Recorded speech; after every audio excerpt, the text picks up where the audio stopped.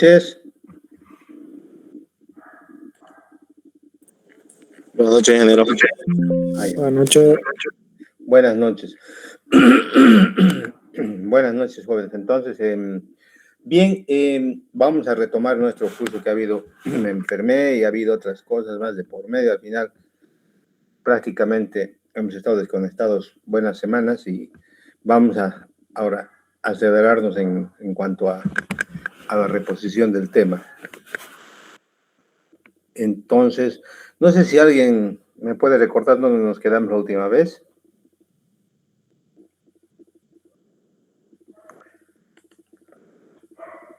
Nos quedamos, creo, vimos una presentación, ¿no? Hicimos una presentación sobre la regulación o todavía no vimos eso.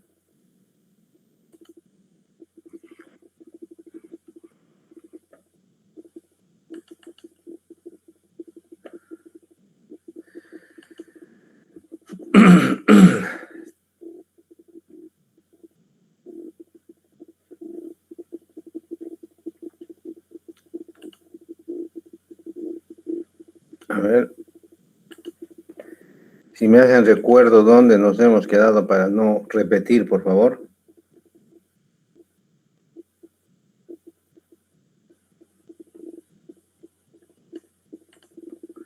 Vamos a compartir. Vamos a compartir la pantalla.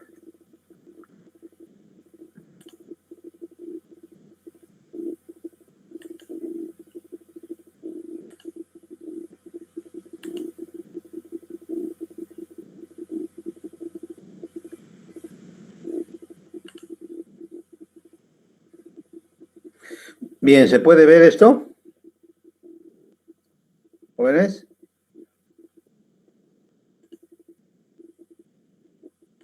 ¿Se puede ver esto? Sí, ingeniero. Ya.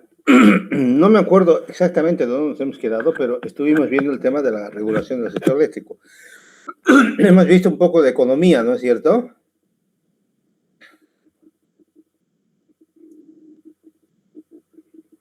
Porque esto ya es después de eso. A ver.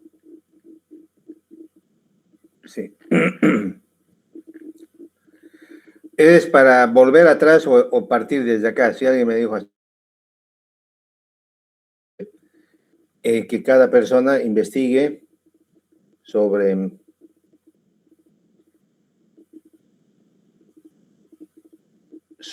el órgano regulador, cada uno de Argentina tenía que ser por país, ¿no?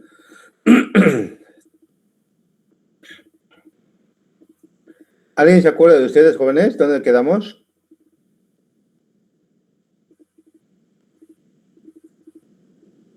Nadie.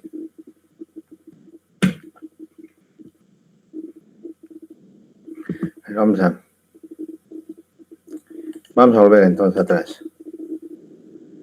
Vamos a volver atrás para repasar mejor.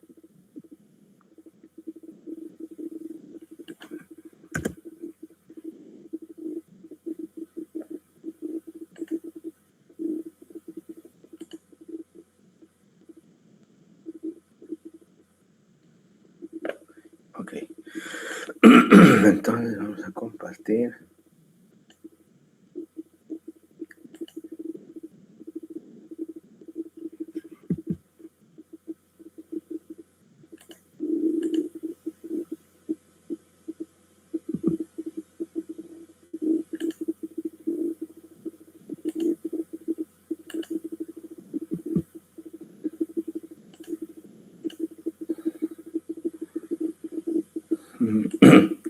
Ya.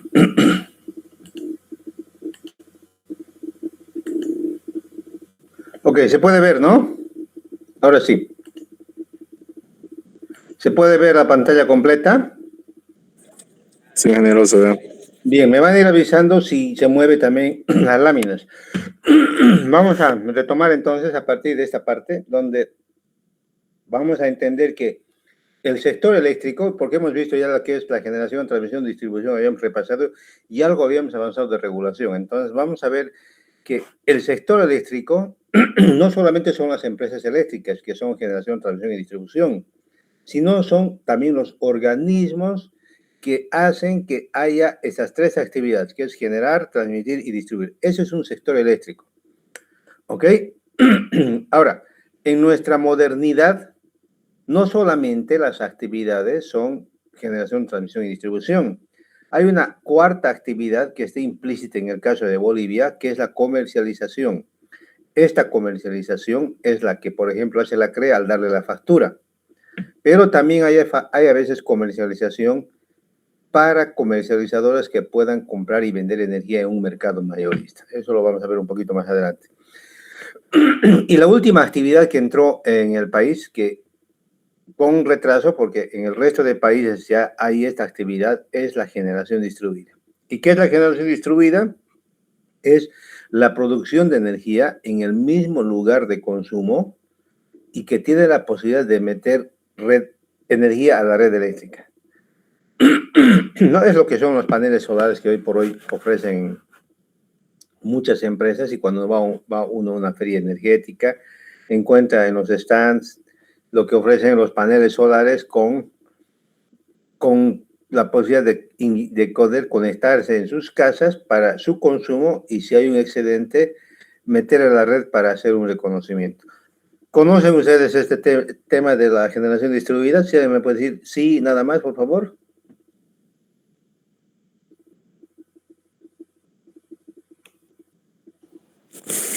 Sí, ingeniero. Ok, bien, entonces, ya, aquí está nuestro sistema eléctrico que hemos hablado, el que hemos visto en las primeras clases, generación, transmisión y distribución. Aquí se ve que el más grande actor en un sistema eléctrico de potencia es la distribución, porque además de tener la mayor cantidad de instalaciones, es donde hay mayor cantidad de fallas, hay mayor cantidad de pérdidas. ¿Y qué es la distribución? La distribución es la que finalmente da la explicación por toda la cadena energética, ¿a quién? Al consumidor final, que seríamos toda la sociedad, ¿no? Todo esto va siempre operado por un ente que opera y administra el mercado, que se llama operador, y en cada país tiene un nombre diferente. En el caso nuestro de Bolivia se llama Comité Nacional de Despacho de Carga.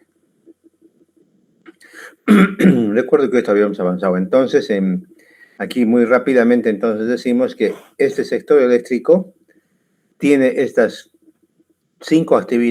cuatro actividades básicamente, 5 digamos, incluyendo la generación distribuida, donde económicamente se ve que es posible que se pueda introducir competencia en la generación. En la transmisión y la distribución son monopolios naturales porque son industrias de red.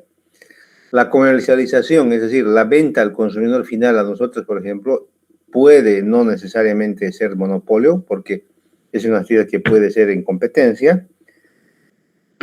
Y finalmente, la última actividad es la generación distribuida. ¿Y cuáles son las características de nuestro sector eléctrico? Es, como creo ya habíamos revisado antes, es un bien preferente. El servicio eléctrico, la electricidad es un bien preferente que por lo menos debe ser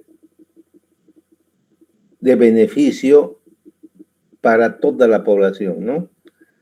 No tiene sustituto, ustedes saben, la electricidad no tiene prácticamente sustituto, con excepción de algunos usos. El ejemplo de un sustituto, por ejemplo, es el calentamiento de agua, que si antes se calentaba todo con ducha eléctrica, a partir de que ha habido instalaciones de gas domiciliaria, el gas domiciliario ha sustituido a la electricidad en el calentamiento de agua. Sin embargo, no hay más sustitutos. Por ejemplo, no hay sustituto para el teléfono celular, para los motores, para la iluminación. O sea, para la gran cantidad o las posibilidades de uso de la electricidad no tiene sustituto. Entonces, otra característica de la industria eléctrica es que este tipo de energía no tiene sustituto, más bien va a ir a reemplazar, ¿no? Por ejemplo, va a ir reemplazando y desplazando al combustible líquido producto de los hidrocarburos como es el diésel y la gasolina, porque está habiendo más presencia de vehículos eléctricos. Otra característica es que la electricidad tiene una demanda inelástica respecto al precio. ¿Qué significa? Que aunque varía el precio, la demanda casi no cambia. Es decir, si por ejemplo mañana para el siguiente mes sube la tarifa en un 5 o 10%, que normalmente ocurre eso en todos los países, la demanda no cambia, sigue creciendo, no tiene alteración. Pero hay otros productos que si sube el precio, por ejemplo, la demanda baja. Es como el tema del dólar, sube el precio a 12, 15 bolivianos el tipo de cambio y ya nadie quiere comprar. Entonces, eso tiene una demanda elástica. Entonces, la electricidad tiene una demanda inelástica. Después es un bien básico, o sea, es básico como el agua ya, es indispensable para la vida diaria. ¿Y qué más características tiene? Por esas características requiere que tener precios racionales. Y otra característica es que esta industria o este sector económico de un país requiere mucho dinero para poder hacer las inversiones y poder abastecer la demanda. Entonces, por eso se dice que es un sector intensivo en capital. Y después la estructura de costos es diversos porque ninguna empresa es igual a la otra y entonces cada empresa tiene un costo diferente, aunque debe aplicar tarifas semejantes. Otra característica es que en esta industria hay monopolios naturales que son los negocios de red. Vamos a ver qué es un monopolio natural en un rato. Luego, no es factible todavía económicamente hasta el día de hoy el almacenamiento, aunque ustedes saben que esta tecnología está avanzando a pasos rápidos y hoy por hoy ya se está hablando de tecnologías BESS, que son las baterías que llegan a, digamos, a guardar energía en bloques cada vez más grandes. Si bien aquí en Bolivia no hay todavía ninguna experiencia de ese tipo, en países como Europa, China, ya hay el tema de las baterías para ir manejando cada vez en volúmenes grandes. Y seguramente esta característica que no es económicamente factible su almacenamiento, en unos años va a desaparecer y se va a hacer factible el almacenamiento. Luego, otra característica de este sector es que el servicio que se da en el sector eléctrico debe ser de acceso universal. O sea, ¿qué quiere decir? Que todos los habitantes de un país deben acceder a la energía eléctrica. Y prácticamente es así, ¿no? En todo el planeta, los países desarrollados del primer mundo, por lo menos, y los que están en vías de desarrollo grandes como México, Argentina, Brasil, Colombia, etcétera, ya tienen prácticamente su cobertura cubierta al 100%.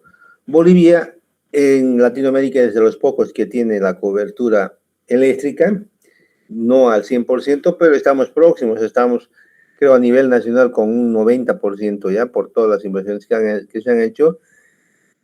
Y ese 90 promedio es porque en la zona rural es diferente a la zona urbana. En las zonas urbanas están al 100% la cobertura y en las zonas urbanas todavía está entre el 80, alrededor del 80%. Entonces ese promedio da un 90% para todo el país.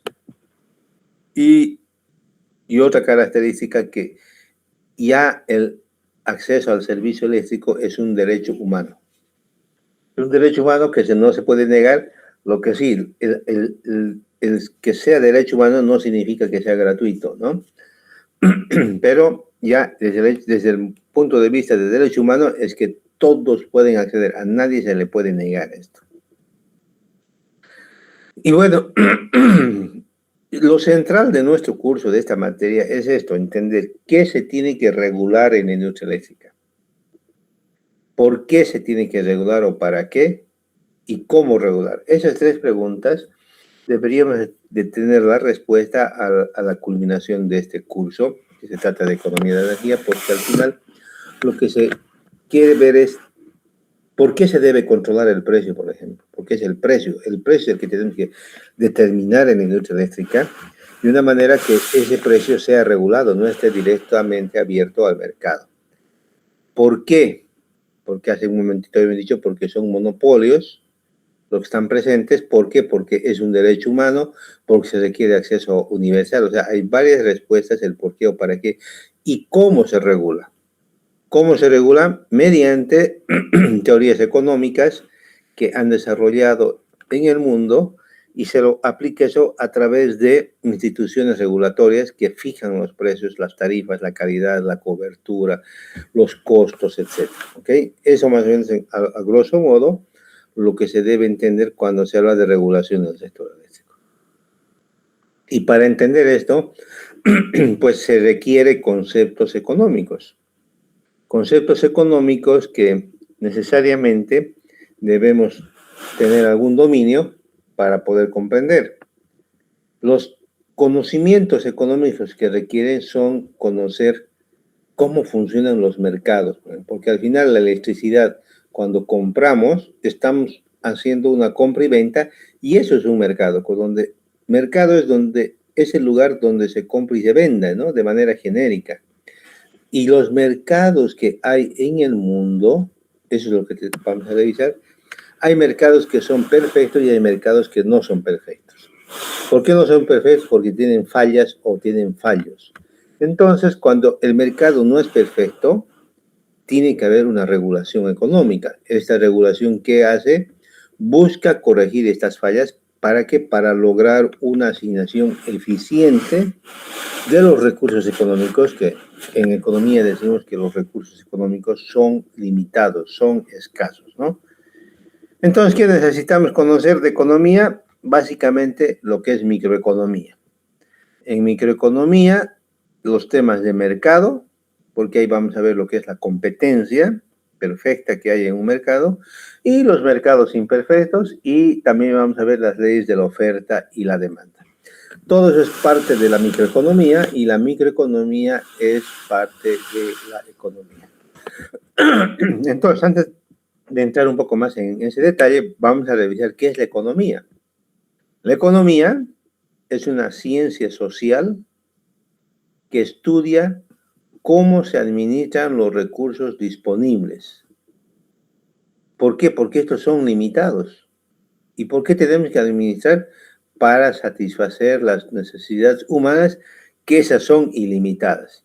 Entonces, cualquier país, fíjense, cualquier país, cualquier empresa, cualquier familia, cualquier persona hace uso de la economía.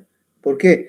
Porque, por ejemplo, un país tiene que administrar sus recursos, que son limitados, para satisfacer las necesidades de quién, de su pueblo, de las ciudades, de la población, ¿no? Y una de las necesidades, ¿cuáles son? En nuestro caso, la energía eléctrica. ¿Con qué recursos? Hay recursos que son limitados, por ejemplo, el gas, el dinero, son los recursos que requerimos para poder satisfacer las necesidades de energía eléctrica, por ejemplo. Y ustedes saben que en el país ya todo el mundo dice que no hay gas, entonces el gas, si bien es limitado, hoy ya casi no va a haber. Entonces, más complicada la situación, ¿no? Entonces, la economía es lo que analiza. En el caso de las familias nuestras, saliendo del ámbito eléctrico, nuestras familias tienen un ingreso mensual, los que tienen salario, y los que viven al día a día tienen un ingreso que no es fijo, variable, pero tampoco oscila entre márgenes arriba y abajo, y esos recursos que tienen, que también tienen límites, los tienen que usar para satisfacer sus necesidades.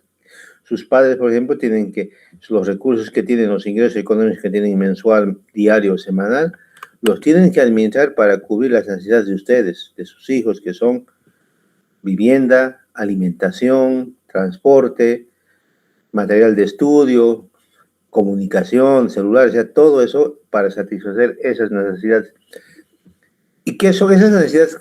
En realidad de las personas son ilimitadas. Yo quisiera tener, por ejemplo, no 10 celulares, quisiera tener 3 autos, o sea, si uno le da la posibilidad o no, lo hace ilimitado.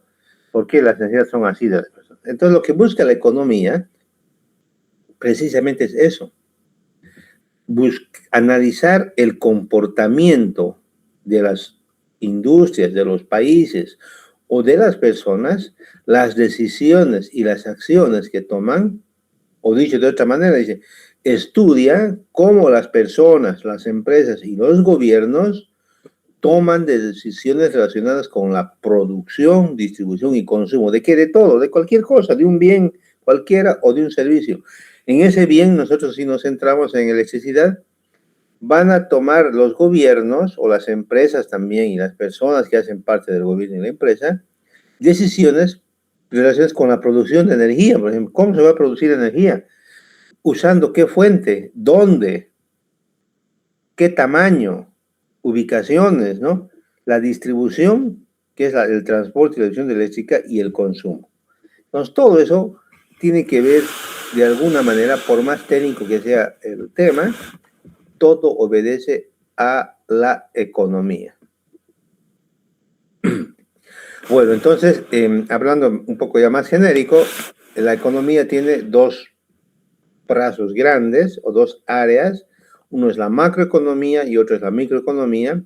En este curso en el que estamos nos vamos a centrar en la microeconomía porque ese es el tema que nos va a llevar a determinar precios, y la macroeconomía no determina precios porque, aquí lo vamos a ver en los 4 puntos que están, se centra en los aspectos de que de ver un país. Este es la macroeconomía, ve la producción global, los datos para ver cuán alto ha crecido un país o no, ve variables macroeconómicas como el Producto Interno Bruto, la deuda pública, la deuda privada, el déficit, etc.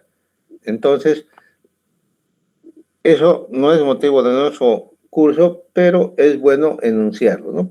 Saber qué es la macroeconomía. Sin embargo, la microeconomía, como hemos visto hace un momento, estudia el comportamiento económico de la empresa, de los hogares, de los individuos y su interacción con los mercados. Es decir, examina cómo las personas y las empresas deciden para poder poner su dinero, que son sus recursos, que son limitados, abordando temas como, por ejemplo, cómo se van a poner los precios, la producción, cuánto se va a producir y las preferencias del consumidor. En esto se tiene que analizar la oferta, la demanda y cómo los cambios de los precios afectan a los consumidores y a los productores, ¿no es cierto?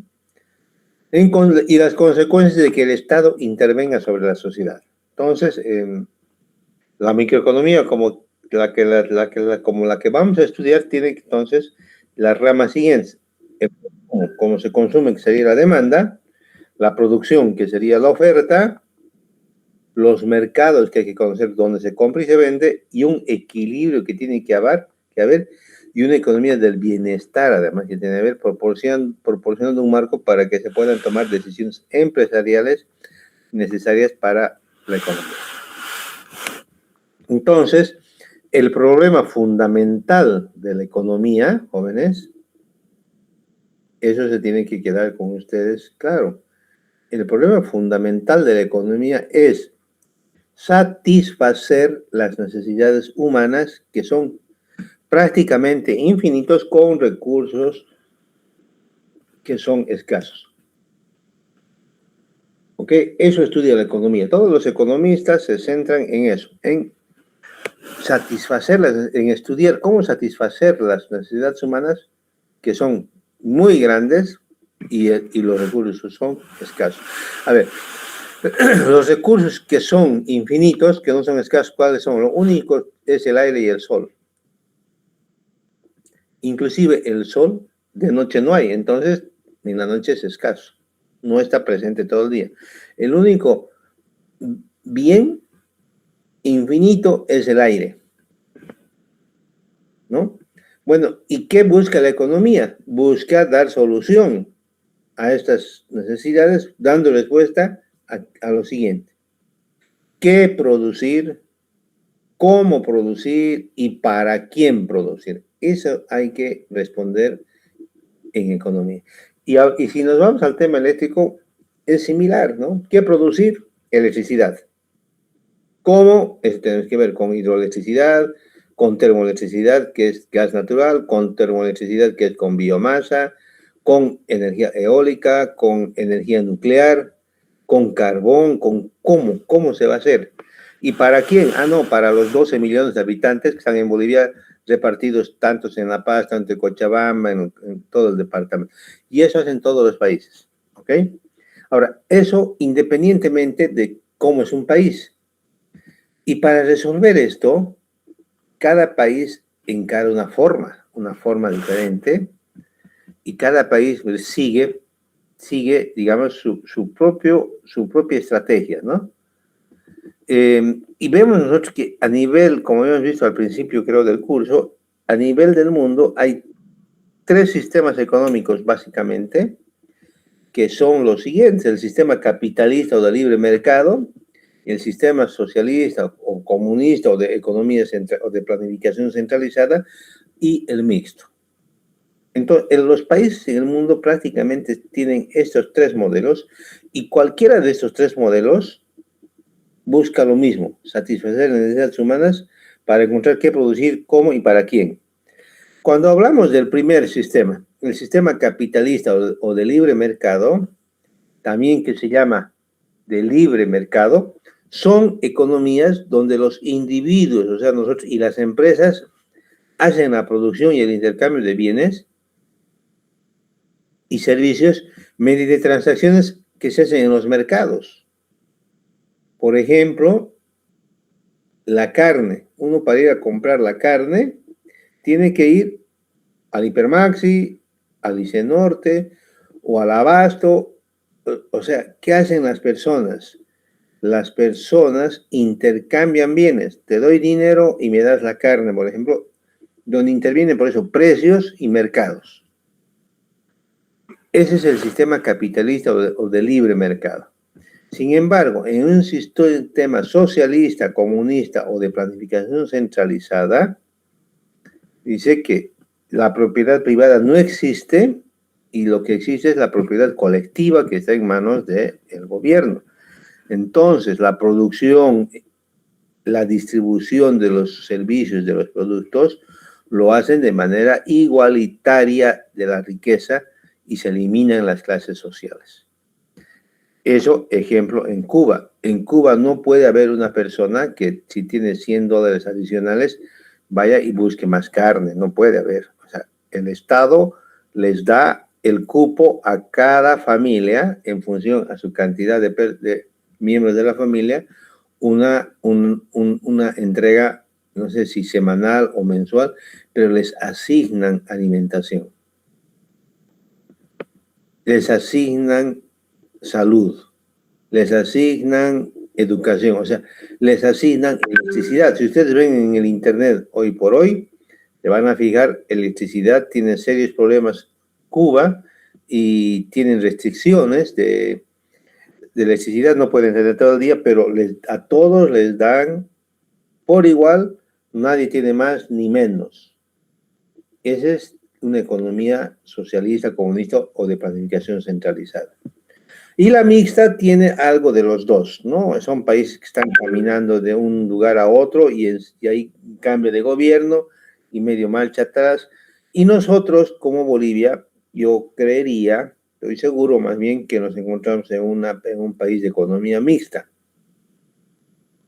Que íbamos antes estábamos en un sistema capitalista antes del 2006, y de un sistema capitalista hemos empezado a deambular desde el 2006 hasta, yo creo, este año, a un sistema socialista. Íbamos en ese camino. Por eso es que se nacionalizaron yacimientos y todas las empresas, electricidad y todas las empresas, telecomunicaciones, empezaron a tener control de las exportaciones, de la carne, le ponían precio a las empresas, y estaba avanzando el gobierno además a tener medios de producción propios como Estado para liquidar a las privadas. Por ejemplo, han puesto EMAPAs, han puesto, no sé, hay lecherías, carnicerías, empezaban a repartir.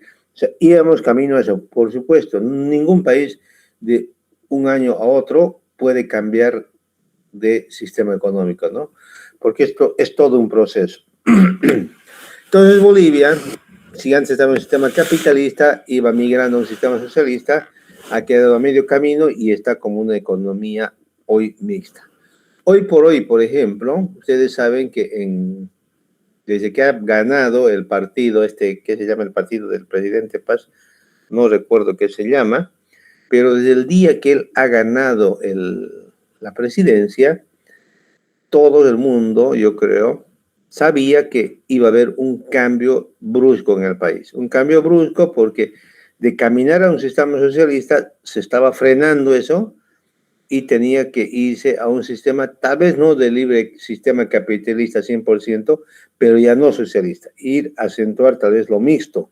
Como ese gobierno no tiene un plan de gobierno, entonces no se sabía hacia dónde va. No sabíamos sus políticas energéticas, sus políticas públicas, pero en los discursos escuchábamos y seguimos escuchando diciendo que han hecho mal en los últimos 20 años el gobierno del MAS, han repudiado y van a cambiar. Entonces, todo eso ha hecho, yo creo, que en nuestro país desde hace más de 40 días han empezado los problemas sociales a bloquear. ¿Por qué? Porque toda esa gente que no está de acuerdo con cambiar de sistema está, digamos, rechazando o está frenando un cambio de esquema. Algo igual pasó cuando de un sistema capitalista empezaba a irse un sistema socialista. Si se acuerdan, en Pando hubo peleas, aquí hubo peleas, entonces eso ocurre cuando hay un cambio de un sistema a otro. Siempre los que están con la ideología de uno no le dejan al otro y empiezan los conflictos en un país. Hoy por hoy estamos viviendo, desde mi punto de vista, eso. Estamos viviendo un conflicto donde necesariamente yo pienso que tenía que haber, porque se está cambiando el país. Está cambiándose de un sistema que iba hacia el socialismo a un sistema que va a dejar el socialismo, que está dejando el socialismo. No sé si sobre esto tienen algún comentario ustedes que viven el día a día también, por favor.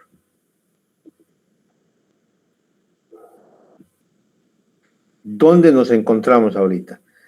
Más estamos mixtos, en eso estamos claros. ¿Estamos más capitalistas o más socialistas? Si alguien me puede dar alguna opinión.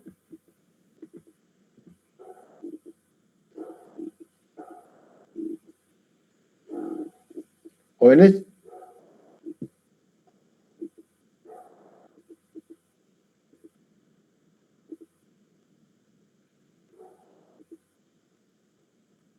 ¿Nadie? ¿O no han escuchado?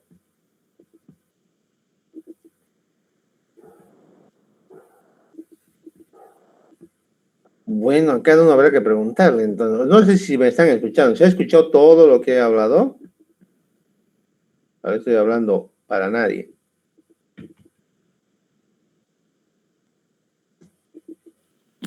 Sí, ingeniero, le escuchó todo. Ok, ya. Vamos a seguir. Entonces, vamos a ver lo que es el mercado. Y cuando hablamos de mercado, todos tenemos un concepto de mercado. Ustedes, yo, la gente del frente, todos tenemos concepto de mercado. Y todos entendemos, yo creo que mercado es el lugar donde se reúnen compradores y vendedores, ¿no? Por ejemplo, ir a la ramada, ir al abasto. Entonces, donde se reúnen compradores y vendedores, uno va con dinero a comprar y el otro ofrece su producto en intercambio. Dice que ahí se encuentran las fuerzas de la oferta y de la demanda, ¿no? Están ofertando ahí sus productos las personas y la demanda van en busca de lo que requieren. ¿Y qué hacen ahí? Realizan operaciones comerciales. ¿Por qué? Porque compran bienes y servicios. Y este concepto del mercado, desde la antigüedad, está siempre unido a un lugar geográfico, como les decía, el hipermaxi o el abasto. Pero porque ha progresado la humanidad, los medios de comunicación son diferentes. Entonces, este concepto de mercado ya no solamente se puede comprender como un lugar físico. Ustedes ven lo que hay en el internet, que se llama el market, que se llama donde se vende el marketplace, ¿no es cierto? Marketplace, por ejemplo, es un lugar donde por el celular, por el teléfono inteligente, se compra y se venden cosas, ¿no? Entonces, ha cambiado el concepto de mercado sin olvidar lo que es un lugar físico, sino se ha ampliado. Entonces, en la actualidad, ¿cuál es la mejor definición del mercado? Ya no es la de antes. En la actualidad, la mejor definición del mercado es la siguiente: es el conjunto de actos, o sea, de compra y venta asociados a un producto o servicio concreto en un momento del tiempo. ¿Ok? Entonces, el mercado siempre va a estar conformado por la oferta y la demanda ¿de qué? De productos y servicios. ¿Dónde podemos encontrar la competencia? Eso es importante. En Marketplace, por ejemplo, ustedes cuando entran y quieren comprar un reloj o un teléfono celular, buscan y hay competencia. Hay varios que ofrecen el producto que ustedes estarían buscando. Si están buscando un reloj, van a encontrar más de un oferente, ¿no? Entonces, ¿qué hacen eso? Ellos están luchando por acomodar su producto. Ese es el mercado y esa es la competencia. En los mercados, si se fijan, hay competencia. Si ustedes van, por ejemplo, a querer comprar carne, el precio de la carne no es uniforme en todo lado. El ICE Norte, por ejemplo, tiene el mismo tipo de carne, por decir, costilla, a un precio. El Hipermaxi tiene a otro precio. Va al abasto, tiene otro precio. Va a la ramada, tiene otro precio. Entonces, ¿qué es eso? Hay muchas ofertas con distinto precio, pero y eso es competencia. Cada uno está compitiendo por el consumidor o por un segmento del mercado, ¿no es cierto?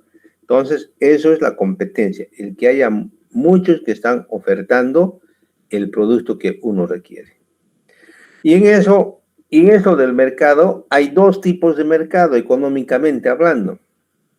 El de competencia perfecta, que ¿quiénes son los de competencia perfecta? Son los que no pueden influir en el precio. ¿Por qué? Porque el precio lo define el mercado. O sea, no pueden decir yo lo subo el precio mañana y me compran, no. Si lo sube el precio, pues ya no le compra a nadie. Y si lo baja el precio, le van a comprar un montón. Entonces, hay un momento donde es el mercado el que define el precio.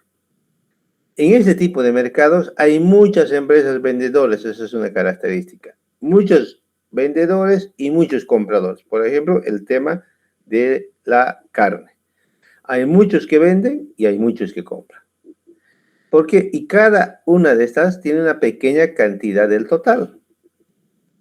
Los productos son idénticos, homogéneos. La carne, les decía, en el ICE Norte, en el Hipermax y en el abasto es prácticamente la misma. No puede haber una carne de vaca diferente a la otra, con ciertas diferencias tal vez, ¿no? Después no hay barrera a la entrada. O sea, si yo puedo abrir en mi casa, si tengo una tienda a la calle, puedo comprar carne y ofrecer carne ahí y venderlas.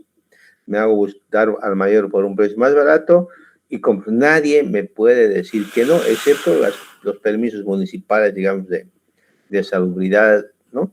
No, o sea, no hay barrera para entrar. O sea, uno si quiere entra al mercado. Eso significa que cualquier empresa puede entrar y salir. Y si me va mal, me salgo también, pues digo, ya no lo vendo, lo cierro mi tienda y me voy. Entonces, esas son las características de un mercado de competencia perfecta. En este tipo de mercados, como el de la carne que decimos, ¿qué hacen las empresas o los que tienen la iniciativa de vender? Tienen que luchar, ¿para qué? Para tener los costos más bajos posibles, ¿no? Y cuando se busca el precio bajo, el más bajo posible, se encuentra lo que se llama la eficiencia. Entonces, esas son las características de la competencia perfecta o de un tipo de mercado de competencia perfecta. Pero también les había dicho que hay otro tipo de mercados, que es el mercado de competencia que no es perfecta. Se la llama competencia imperfecta.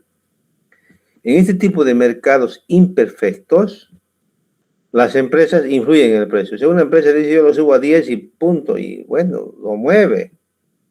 ¿Eso es malo? Es malo. Por eso es un mercado que tiene esa falla, es imperfecta. ¿Por qué ocurre eso? Porque hay muy pocas empresas. Estas empresas pueden manipular el mercado. ¿Por qué? Porque hay muchísimos compradores, pero hay pocas empresas. Luego, las empresas buscan diferenciar sus productos entre esas pocas. Hay barreras de entrada, o sea, cualquiera no puede entrar a ese negocio, por más que quiera. Yo, por ejemplo, quisiera poner mi empresa de distribución de energía eléctrica para competir con la CRE, no puedo. ¿Por qué? Porque hay restricciones. ¿De qué tipo? Legales, costos elevados, o sea, hay restricciones que no puede entrar cualquiera. ¿Qué más es? La información es imperfecta, nadie sabe lo que cuesta a ciencia cierta todo los 10 centavos de dólar que estás pagando por tu kilovatio, no sabes de dónde vienen esos precios. Y eso se llama que la información es imperfecta. Bueno, cuando es así, por ejemplo, cuando hay este tipo de mercados, donde las empresas pueden influir en los precios y ponerlos altos para los consumidores, que genera ineficiencia. Y los mercados ineficientes son los que no debemos tener. Entonces, hay esos dos tipos de mercados. Bueno, en esto lo que ha estudiado todos estos temas es el padre de la economía moderna, que es un inglés escocés que se llama Adam Smith, que escribió un libro y en su libro, que es la teoría de la riqueza de las naciones, hizo un enunciado que dice que es la mano invisible del mercado la que hace que se haga todo eficiente. Entonces, él sostiene que en todo debe haber competencia, debe haber libertad a la economía, porque esa es la mejor manera que funciona la economía. ¿Y cómo funciona? De acuerdo a lo que llama la mano invisible. ¿Qué es la mano invisible? Es la capacidad que tiene el libre mercado de regularse solo. En algún momento también les comenté, creo que cuando uno quiere comprar un vehículo, como les decía, en el mercado de autos usados, por ejemplo, el que vende puede pretender venderlo en $20,000 y ese vehículo, el que quiere comprar, si bien tiene el dinero, dice, me hago rebaja, pero ambos llegan a un acuerdo donde uno piensa que está ganando y el otro piensa también que está ganando, y entonces, ¿qué ha funcionado ahí? La mano invisible del mercado. La mano invisible del mercado que se autorregula. ¿Por qué? Porque a más oferta, menos oferta, todo ese tema del mercado, el precio llega a un punto de equilibrio, ¿no es cierto? Entonces, ese Adam Smith argumentaba que el mercado es esencial, o sea, debe funcionar el mercado libre, no debe haber control de precios del gobierno, ¿no? Entonces, porque si el mercado solo funciona, más rápido va a encontrar su economía y el bienestar. Según este economista, solo la oferta y la demanda son suficientes para lograr el equilibrio y tener los precios de manera natural y serían los más eficientes.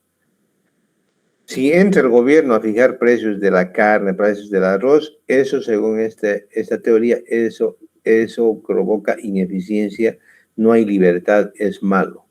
Entonces, esta es una forma de ver el mercado, esto funciona, pero hay países que no, digamos, van de acuerdo a esto, ¿no? No sé si sobre esto alguien quiere comentar algo. Nadie.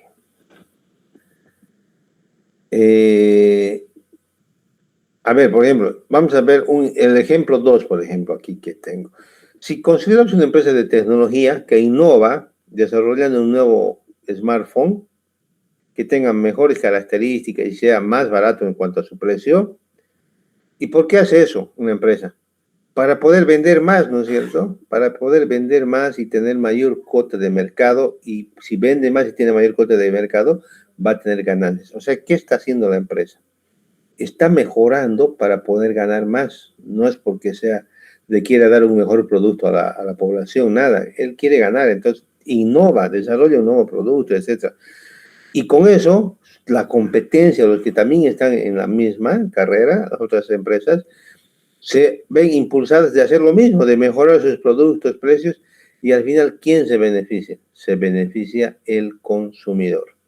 Entonces, de ahí viene esta frase que dice, no es porque sea bueno el carnicero que da la carne, ni el cervecero que da la cerveza, ni el panadero que pone el pan para tener una cena, sino que ellos, por ganar, por su propio interés, nos dan toda esa variedad de productos para poder tener en nuestra cena, ¿no es cierto? Bueno, y ahí viene algo importante, que es el equilibrio de mercado. El equilibrio de mercado es el punto donde la cantidad de un producto ofrecido por la venta de igual es igual a la cantidad que los consumidores quieren. Ese es el precio óptimo, donde se cruza la oferta y la demanda. En ese cruce hay un precio y una cantidad. Ese es el equilibrio que se busca para tener el precio óptimo. ¿Y qué es economía de mercado? Lo que habíamos visto hace un momento, ¿no? Es un sistema donde las decisiones sobre cómo, para quién producir, cómo producir, no las define ningún gobierno ni ninguna institución. Las decide la libertad del mercado, una libre interacción entre la oferta y la demanda. Así debería de ser. ¿Qué producir? Carne de chancho, de cerdo, por ejemplo, pollo, de pavo. Que nadie decida. Eso el mercado lo tiene que decidir. Las cantidades, dónde vender todo eso el mercado, porque eso es una libertad donde el que compra y venda se van a poner de acuerdo de manera natural.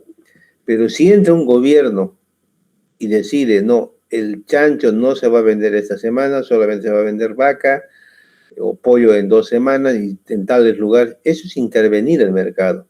Eso es un socialismo. Pero lo que dice esta teoría de la economía de la libertad de mercado es que nadie debe meterse. Eso el mercado lo debe decidir. Entonces, porque si el mercado decide, yo que quiero ganar dinero, digo, bueno, veo que no hay mucho chancho que venden, entonces yo empiezo a producir los chanchitos y a vender, yo gano. Aparece alguien que ve que me está yendo bien, hace la competencia, yo también quiero ganar y empieza a producir más. O sea, cada uno en su egoísmo hace que mejore toda la economía. Eso es lo que dice Adam Smith. Entonces, la competencia, dice, tanto en la teoría como en la práctica, es una especie de milagro en el que cada empresa trata de percibir la mayor cantidad de ganancias sin considerar el bienestar, lo que decía, cada uno trata de ganar, ¿no? Y cada consumidor, o sea, cada uno de nosotros busca maximizar nuestras utilidades sin importar también lo de los otros. En esta búsqueda, dice, de este egoísmo, lo único que se consigue es el bienestar común. Eso es la libertad de mercado. Bueno, aquí las características de un mercado de competencia perfecta, que son, como hemos dicho, muchos compradores, muchos vendedores, hay información, no hay barreras de entrada. Bueno, esas son las características. Y los beneficios que son, que hay transparencia, que hay libertad para comprar y vender, que no hay influencia sobre los precios, el mercado no tiene límites, las condiciones de igualdad. O sea, este es un mercado de competencia perfecta. Por ejemplo, varios candidatos, como el candidato Tuto hablaba, el mercado, tiene que haber libertad de mercado. El candidato Dung también habla de esto, de libertad de mercado. Tiene que haber, el mercado es el que tiene que dar la solución, no el país. Sin embargo, el movimiento al socialismo no está de acuerdo con esto. Dice, esto no sirve. Esto lo hace más rico al empresario y más pobre al que no es empresario. Por lo tanto, esto no va. Y hasta ahora es la pelea. En La Paz están peleando. Cuando vemos en el Facebook o en la televisión, todas las noticias dicen nada. Quieren nacionalizar, quieren privatizar. O sea, no quieren que les están acusando a que no haya empresas, que no haya empresas privadas, que siga siendo todo el Estado. no quieren la libertad de las empresas, ¿no? No quieren la libertad de la economía. Y los mercados imperfectos, por ejemplo, los mercados imperfectos, donde la competencia es digamos, el perfecto donde hay, ¿cuáles son? El monopolio, el oligopolio, el monopsomio, el duopolio y la competencia monopolítica. Y son términos económicos. Hay varios tipos de mercados en el mundo de estos. El monopolio es fácil de entender, es uno solo el que provee, ¿no? Una sola empresa vende sus productos, servicios a muchos consumidores.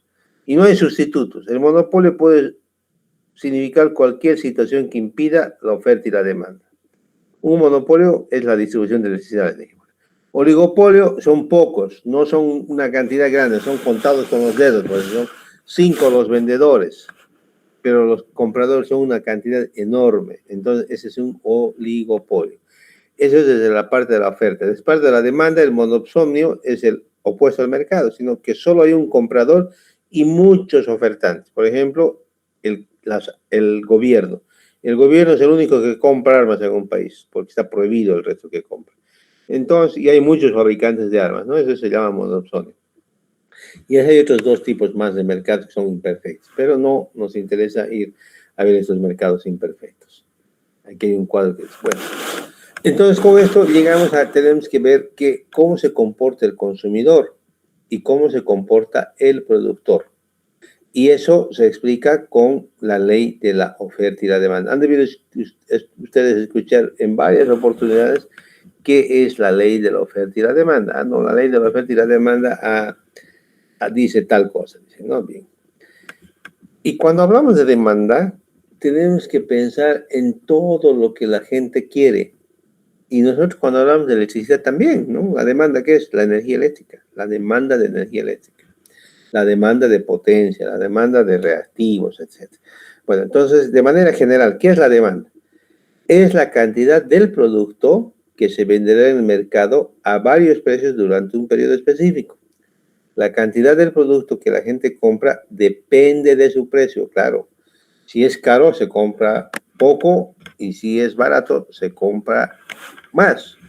Si, por ejemplo, hoy hay en La Paz, como informan las noticias, hay una demanda grande de pollos ahorita. ¿Por qué? Porque no hay pollos. No está pasando los pollos a La Paz por los bloqueos, ¿no es cierto? Y por lo tanto, el precio es más grande. Entonces, si el precio es grande, la demanda es menor. O sea, a precios grandes se compra menos. Y eso es básicamente la ley de la demanda. ¿Ya? Entonces, sube el precio, compro menos. Baja el precio, compro más. O sea, la demanda está en función al precio. Por eso que los cines, Cinecenter, no sé, Las Brisas, Ventura Mall, conociendo esta ley económica, dicen, nuestra demanda es muy baja en los días lunes, por ejemplo, martes. Entonces, ¿qué hacemos? Bajaremos los precios. ¿Para qué? Para que haya más demanda. ¿Y qué hacemos? Hacemos 2 por 1 o a la mitad de precio. ¿Para qué? Para que la gente vaya y pueda utilizar esas salas de cine. Y así podemos ver ejemplos no solo en esas salas de cine, sino en todo tipo de mercados que hacen ofertas para poder un poco variar la demanda. Bueno, ¿y de qué depende la demanda? De cualquier bien o servicio. Depende del precio, básicamente. El precio es el principal determinante, ¿no es cierto? Si el precio sube, la demanda se comporta de una manera diferente, ¿no? Disminuye la demanda. ¿De qué más depende? Del ingreso del consumidor. O sea, aparte del precio, del dinero que tiene uno. Porque si yo tengo harto dinero y el precio es caro, igual lo compro. Pero si no tengo, no lo compro porque el precio es elevado, ¿no? Entonces depende primero del precio, segundo del dinero que uno tiene, que es el ingreso del consumidor, del precio de los bienes relacionados, que son los sustitutos o complementarios, de las expectativas del consumidor, de la cantidad de los consumidores, de los gustos y preferencias, de la cantidad de población y de los precios futuros. Todos estos son los que determinan la demanda. Por ejemplo, en electricidad, ¿de qué depende la demanda? Alguien que me diga de ustedes, por favor. De toda esta lista, pensando en energía eléctrica. O sea, cuando la CRE o ELFEC o ENDE tienen que proyectar la demanda para el futuro, ¿qué tiene que tomar en cuenta de todo esto? El crecimiento de la población. Correcto, la población. También tienen que ver los usos de bienes relacionados, por ejemplo, sustitutos. Por ejemplo, si se acaba el gas, que está próximo a acabarse, los que tenemos, si yo tengo calefón a gas, voy a tener que migrar ¿a qué? A calentamiento con electricidad, otra vez ducha eléctrica o calefón eléctrico. Entonces, si los precios han cambiado, son complementarios a la electricidad, el complementario, por ejemplo, son bienes que están relacionados de manera que un incremento en el precio de uno lleva al decremento de la demanda. Entonces, yo tengo que utilizar nuevamente energía eléctrica para recalentar, entonces cambia, o sea, la demanda se va a afectar. Eso está pasando, por ejemplo, hoy con el bien sustituto, por ejemplo, del vehículo eléctrico. Los vehículos nunca han sido previstos para la proyección de la demanda, la penetración de los vehículos eléctricos, sino, como decía el joven hace un momento, la población. ¿Cuánto va a crecer la población? Y no solamente la población, sino la población, además, ¿cuánto se ha enriquecido? ¿Por qué? Porque depende del ingreso del consumidor, por un lado. Y si la tarifa de electricidad ha bajado, entonces ahí viene el precio. Y en el caso de los vehículos eléctricos, oye, están entrando vehículos eléctricos y la demanda va a crecer mucho más.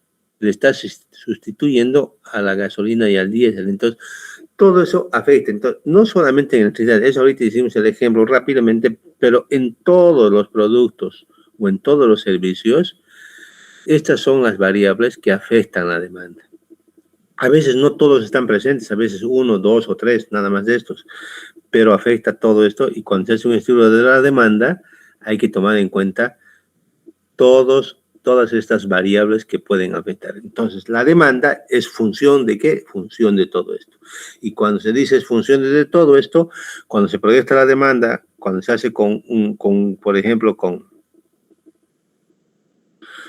métodos econométricos, hay que modelar la ecuación de manera de que ver cuál tiene más correlación para poder proyectar la demanda eléctrica de manera más certera. ¿Ok? Bueno, en la oferta. ¿Qué es la oferta? Es la cantidad de un producto o un servicio que uno o varios proveedores están dispuestos a ofrecer al mercado. Cuando el precio aumenta, oye, yo también trato de vender más, ¿no? Entonces, entendido, cuando el precio disminuye la cantidad ofrecida. Ese es desde el punto de vista del que produce. Esa es la ley de la oferta. ¿Ok? ¿Y qué cosas le afectan a la oferta? Por ejemplo, los generadores, por ejemplo. Una empresa de generación dice, cuando el precio aumenta, la electricidad es más cara, oye, yo quiero vender más o no. Entonces yo trato de poner más máquinas de generación o desplazarla a otra. ¿Por qué? Porque el precio es atractivo. Porque podría vender más, ¿no? En cambio, si el precio es bajo, ya no me interesa y trato ya ni de poner ni un generador más. ¿Y qué influye en la oferta, que sería en la producción y en la generación? El precio determinante. Si el precio aumenta, yo aumento mi producción. Es como en cualquier mercado, aumenta el precio del pan, pucha, los panaderos van a tratar de vender más, o sea, producir más, ¿no? Otro, cambios en la tecnología, cambios en los precios de los recursos relevantes, cambios en los precios alternativos, cambios en las expectativas del productor, cambios en la cantidad de productores, y precios futuros esperados. O sea, todo esto afecta al generador. A ver, para una empresa de generación, la misma persona que hace rato ayudó y dio su opinión, dijo que en la demanda, aparte del precio, afecta a la población, dijo, ¿no? Y en generación de electricidad, aparte del precio, ¿qué afectaría de todos esos que tenemos?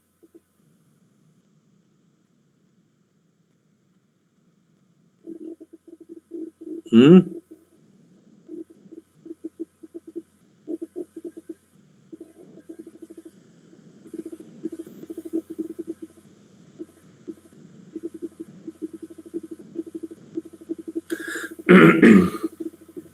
Bueno, no quieren hablar. Vamos. Esta es la curva de oferta y demanda. La curva roja es la curva de la demanda, donde se ve que se consume más, o sea, a más cantidad se consume cuando el precio es bajo. Está obvio, ¿no? Si el precio es alto, muy alto, cero. El precio va bajando, se va aumentando la capacidad, en el eje que vemos, va aumentando la cantidad.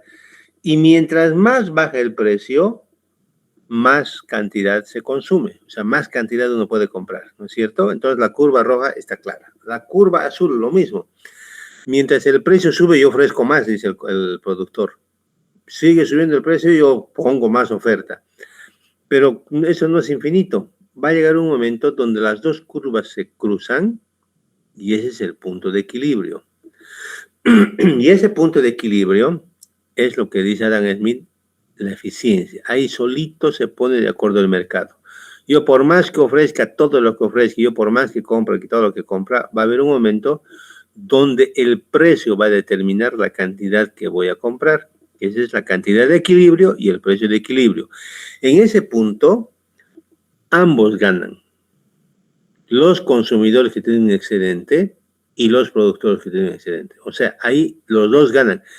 Pero si fuera, por ejemplo, puesto un precio por el gobierno, ese punto estuviera fuera de ese lugar. O más abajo sobre la línea roja o más arriba sobre la línea azul. Y ahí cambiarían los excedentes. Fíjense, el excedente del consumidor se achicaría si la curva, si el punto estuviera más arriba por la curva azul, por acá. Se achicaría este excedente y se ampliaría la curva del excedente de los productores. O sea, eso es lo que los gobiernos juegan. Yo lo subo, paga el consumidor, pero yo gano. O al revés, ¿no? Cuando le imponen precios, le hacen ganar a los consumidores precios que no son, y el que gana menos es el productor, y ya no quieren producir nada y no hay producción en el país. Entonces esto es básicamente digamos, lo que ilustra cómo se comporta un mercado desde el punto de vista de la oferta y la demanda. No sé si hasta aquí hay alguna pregunta, jóvenes, por favor.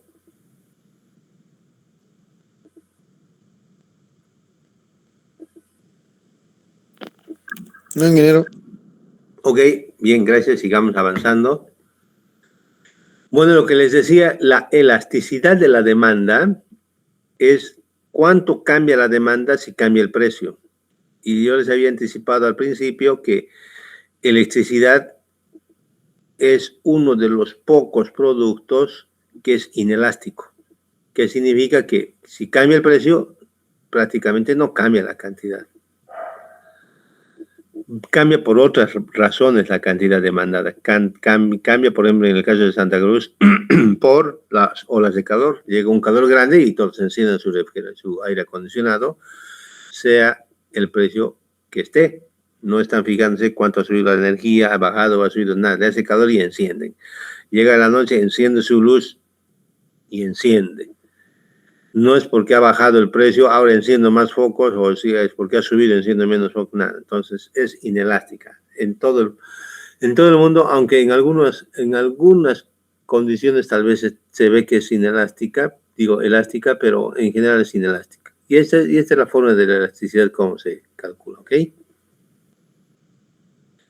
Bueno, y habíamos hablado de monopolio, oligopolio, monopolio, competencia perfecta, imperfecta, ¿no es cierto? La competencia perfecta es donde no hay monopolio, no hay nada. Solo un mercado donde hay muchos vendedores y compradores y el mercado es el mejor asignador del precio. Pero también hemos visto que hay mercados imperfectos. Un mercado imperfecto es el que tiene fallas, por ejemplo, un monopolio. Y dentro de los monopolios, porque el monopolio puede ser legal, que el gobierno diga, bueno, aquí solo vendo yo cigarrillo, como en España. En España dice, el único que vende cigarrillo es el gobierno. ¿Por qué? Porque consume hartísimo el español. Y por ganar todo ese dinero, es el gobierno el que vende el cigarrillo. Pero ese no es una decisión de un monopolio legal, porque si no hubiera esa ley hecha por el gobierno, cualquiera puede importar y vender cigarrillos, y es un mercado perfecto. Pero hay monopolios que no son legales, son monopolios naturales. El monopolio natural, ¿qué es? Dice que es una industria, corresponde a un monopolio cuando el costo de producir un bien o un servicio es menor cuando es fabricado o es provisto por una sola empresa. Si es más de una, dos, por ejemplo, o tres o cuatro, el precio es mucho más caro. En otras palabras, un monopolio natural es aquella situación en la que forma más eficiente de producir algo o brindar algo, o sea, es decir, que es la menos costosa, es cuando una sola empresa lo tiene que hacer eso. Entonces, desde el punto de vista teórico, el monopolio natural posee en el largo plazo una curva de costo medio decreciente respecto a la escala de producción, lo que significa que el costo promedio de producción de un servicio es menor mientras mayor sea la cantidad producida. Eso son economías de escala, ¿no es cierto?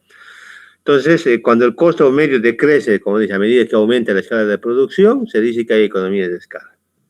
Una empresa posee economías de escala cuando el costo total aumenta en menor proporción que el aumento en la cantidad producida. Bueno, ese tipo de empresas hay en el mundo. Están identificadas ya cuáles son. Y es fácil darse cuenta, yo creo. Uno es la distribución de electricidad por red, por cables. Porque, por ejemplo, si imaginemos Santa Cruz, por ejemplo, si solamente fuera hasta el cuarto anillo, por ejemplo, ya para no entrar en el resto de análisis. Entonces, hasta el cuarto anillo, todos, porque es acceso universal, porque es un derecho humano, tienen que tener energía eléctrica, y la CRE puso la red para hasta el cuarto anillo, como está hasta ahora, lleno. El que requiere solamente se conecta y le da el precio.